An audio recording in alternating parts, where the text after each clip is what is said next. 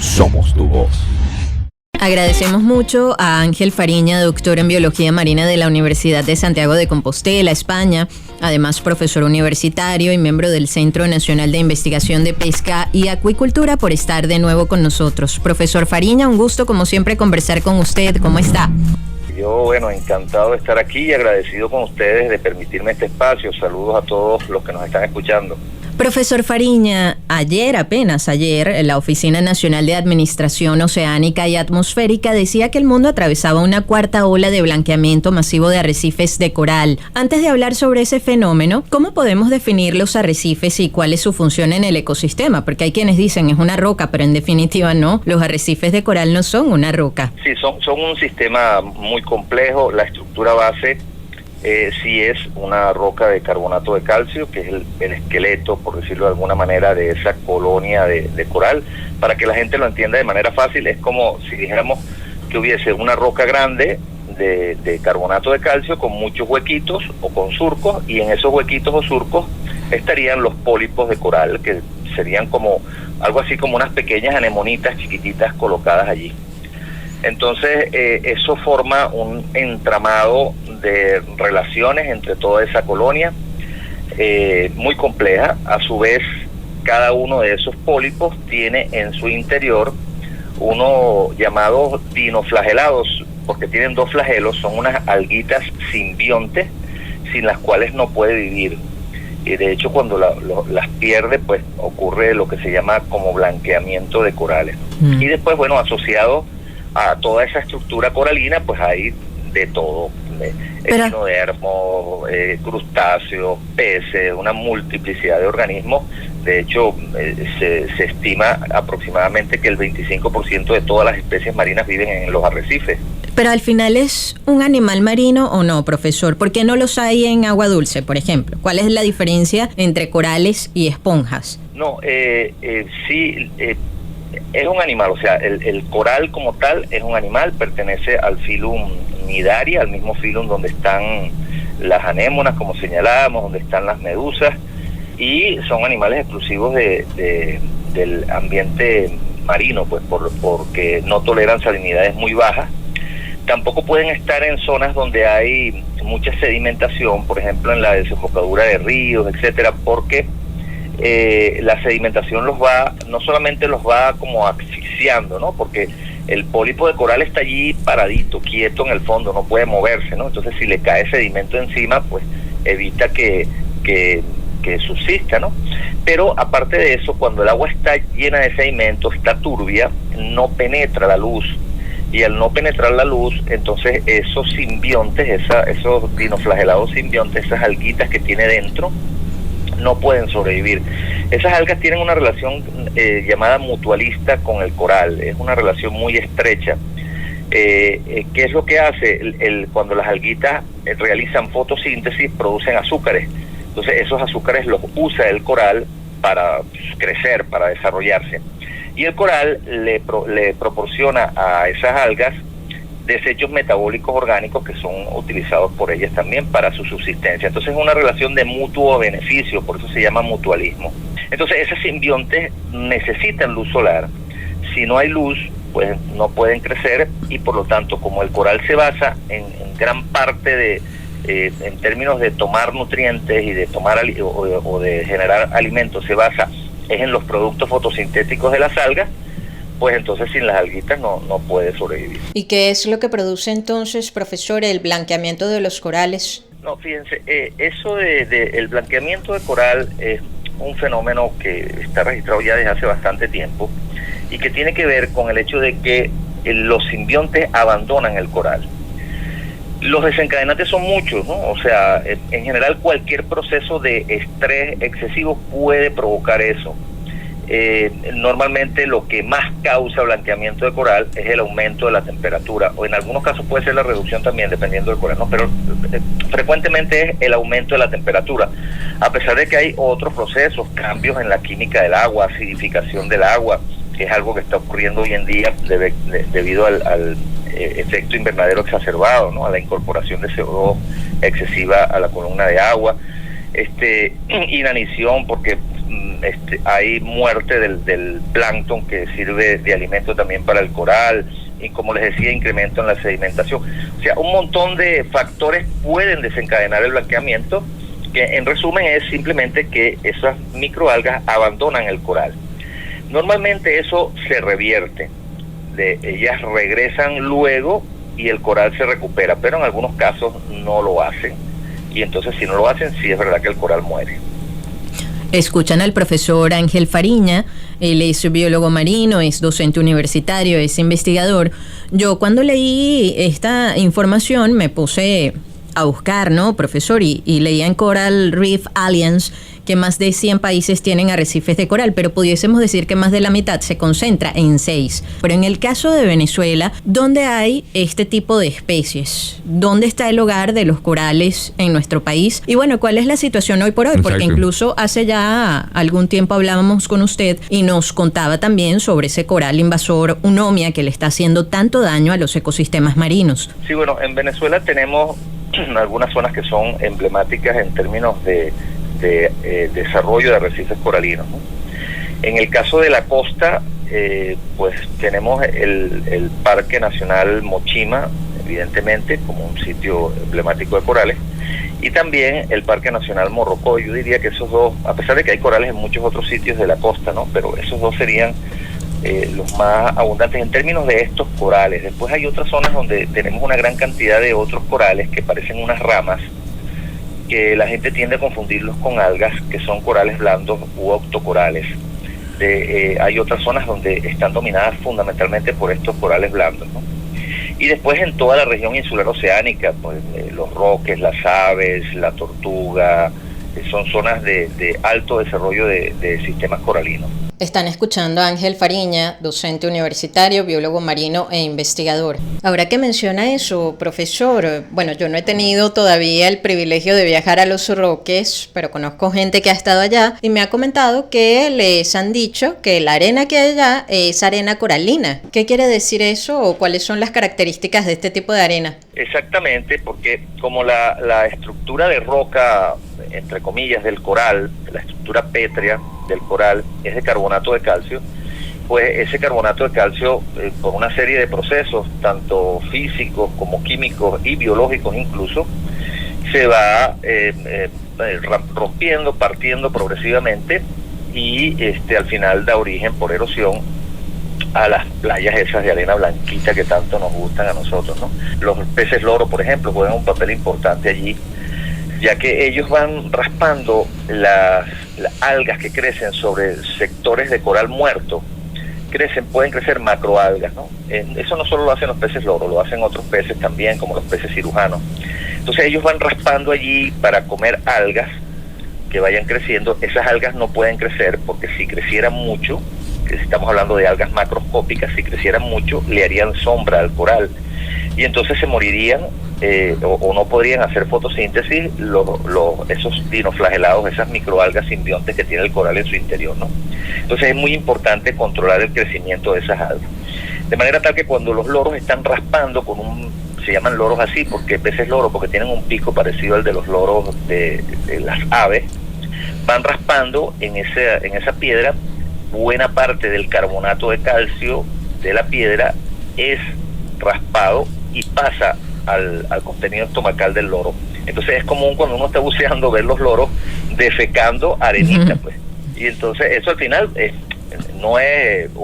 hace tiempo hubo unas publicaciones exageradas, ¿no?, sobre el papel de los loros con relación a la formación de las playas, ¿no? Pero sí contribuyen de manera importante, no solo los peces loro, como decía, los peces cirujanos y también otras especies, ¿no?, los erizos, etcétera. Profesor, en el caso de Venezuela, y bueno, sabemos en el mundo los efectos del cambio climático, del calentamiento de los océanos es evidente, pero ¿hasta qué punto la actividad humana o la intervención humana afecta también a estas especies de corales venezolanos? ¿Están los corales venezolanos en riesgo de desaparecer o no? Oye, esa es una pregunta difícil de responder, ¿no?, si están en riesgo de desaparecer, pero bueno, hay amenazas importantísimas. Primero, una amenaza que es muy difícil de controlar, que es el tema global, ¿no? Nosotros estamos en el CENIPA haciendo una evaluación precisamente en estos momentos de lo que ha sido la progresión de los cambios de temperatura del océano y de nuestras aguas. Y para este año existe la previsión de que va a ser el año donde la temperatura del mar va a registrar el mayor pico de estos últimos tiempos. Es decir, va a ser un año sumamente caluroso. Hay unos pronósticos por allí sobre la Niña, han bajado un poquito, estaban más altos, ahora están para junio y agosto en un 49% de probabilidad, y para julio y septiembre un 69%. Para que la gente lo entienda, la Niña lo que va a significar es aguas del mar más calientes y por lo tanto mayor cantidad de lluvias, más cantidad de tormentas, o sea, un fenómeno lluvioso mucho más agresivo para mediados y finales de este año, ¿no? Entonces, ese fenómeno de calentamiento es uno de los principales desencadenantes del blanqueamiento de los corales y afecta la supervivencia de los corales. Eso por un lado, ¿no? Que no lo podemos evitar. Pero después hay una multiplicidad de cosas que hacemos nosotros, ¿no? Por ejemplo, la práctica de los conucos, que pareciera el conuco es el clásico sembradío de subsistencia. ¿Qué hace la gente cuando va a hacer el conuco? Tala y quema para luego sembrar, ¿no? ¿Qué es lo que ocurre cuando tú talas un bosque? Que dejas al suelo desprovisto de esa protección vegetal, de esa cobertura de árboles que anteriormente estaba y que lo protegía del efecto de la lluvia, del viento, de la erosión. Entonces, cuando tú talas el bosque, todo ese sedimento del suelo va a ser arrastrado por las lluvias hacia arroyuelos y ríos cercanos y al final va al mar. Eso genera una mayor sedimentación y entonces esa pluma de sedimentación va a ser más larga de lo que normalmente es y va a alcanzar a zonas donde hay corales alejadas de la desembocadura de los ríos, ¿no? Eso por una parte. Después, bueno, en todos esos procesos de escorrentías y tal se van arrastrando los desechos que tiramos al mar, entre ellos metales pesados, un conjunto de contaminantes que no los vemos a simple vista, pero que causan también impacto sobre nuestros arrecifes. Luego actividades cotidianas, pero que si son de todos los días también dañan, o sea, llegamos a una zona a bañarnos en la playa, vamos en una lancha, tiramos el ancla y el ancla cae sobre los corales y daña los corales. Y por último, pues el peor de todo, el caso de eunomia que ya tú señalabas. Profesor, en su caso, que siempre está haciendo inmersiones, ¿cuál es ese coral que le ha parecido más fascinante? Oye, yo soy un enamorado de los corales cuerno de alce y los de cuerno de ciervo, esas dos especies que son del género Acrópora. Y que por cierto durante los años 80 por allá hubo una mortandad masiva, desaparecieron de todo el Caribe por una enfermedad aparentemente bacteriana, murieron casi todos. En Venezuela, en la costa, desaparecieron por completo. Se salvaron algunas colonias en la región insular oceánica, en los Roques sobre todo, ¿no? Los Roques, las aves. Bueno, hoy en día a nivel de la costa tenemos un repoblamiento otra vez importante que me tiene bien entusiasmado de este Acrópora cuerno de alce. Y en los Roques tenemos poblaciones del cuerno de ciervo maravillosas, impresionantemente bellas, ¿no? Para mí esas dos especies de corales, primero por lo llamativas que son y segundo porque son las principales formadoras de arrecife en el Caribe, las que forman arrecifes más grandes y más complejos. Mientras más complejo sea el arrecife, más grande, pues mayor cantidad de especies se agregan. Entonces al final, los corales al final son oasis. Me explico. En la zona insular oceánica, en nuestras islas, el agua que está rodeando esas islas es un agua muy pobre en nutrientes, porque no hay fenómenos de surgencia, no hay aportes de ríos ni de aguas continentales, porque están muy alejadas de la costa. Entonces esas islas en el alrededor, toda esa agua es muy pobre, no tiene casi productividad. Y entonces dentro de las islas donde están los arrecifes de coral, la productividad es inmensa. Entonces se habla de que son verdaderos oasis en esos desiertos de productividad que tienen alrededor. Profesor, ya para concluir, y disculpe además que me aleje del tema de los corales o los arrecifes de coral, pero es que me llama poderosamente la atención, porque de verdad que los ataques de orcas se han registrado durante muchos años, pero pudiésemos decir que los primeros casos documentados llegaron en 2020. El año pasado hablaban de 50 ataques de orcas a embarcaciones en todo el mundo, y recientemente veía que se había registrado un nuevo incidente de este tipo este año en el estrecho de Gibraltar. Pareciera que siempre actúan como de la misma manera, ¿no? Es como que rodean la embarcación y comienzan a atacarla. De hecho, hay muchos videos que se han hecho virales, pero ¿por qué ese comportamiento de las orcas? Oye, es realmente complejo dar una respuesta allí, ¿no? Porque no se sabe a ciencia cierta cuál es la causa o qué es lo que está desencadenando esto. Ellas tienen comportamientos familiares, o sea, defienden su grupo, ¿no? Entonces, si se sienten amenazadas, y son animales que recuerdan, o sea, son capaces de mantener patrones, ¿no?